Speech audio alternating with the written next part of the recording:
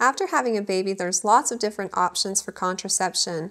Just remember that don't depend on breastfeeding alone as a form of contraception, because you may be coming to the hospital 9 months later if you think that's the case.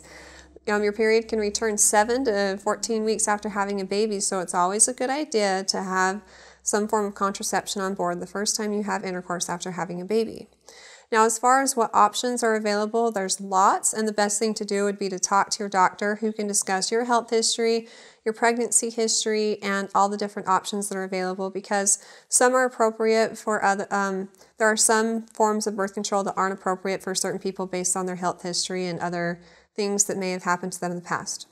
So I'll go through a couple of options with you, and you can bring them up with your doctor based on what I've discussed and what sounds like it would be good for you.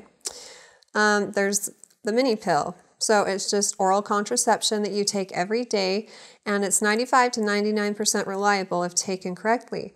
However, if you miss a pill, you can get pregnant, and it can increase your chances of blood clots, heart attack, and stroke, especially for smokers and people who are over the age of 35.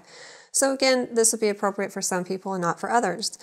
There's the diaphragm. It's a small rubber cup that's actually inserted up inside the vagina with spermicide on it, and it's only about 80 to 94% effective if it's used correctly, and it can be inserted 6 hours before intercourse and stay in for 24 hours. And some women love it, but others hate it because it can be a little bit uncomfortable and difficult to place.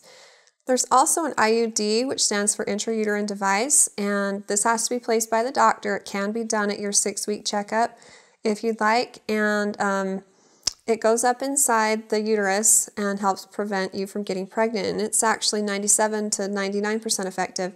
A lot of women like it because you just get it placed and you don't ever have to think about it again until it expires. The copper kinds are good for up to 10 years, and there are plastic kinds that release hormones that are good for up to 5 years.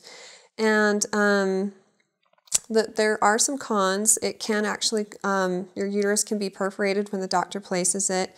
It can increase the risk for pelvic inflammatory disease for some women, and it can cause irregular cramping, bleeding, and spotting. So it would just, again, be the best thing for you to talk to your doctor, and they can discuss different options with you and decide what would be best for you.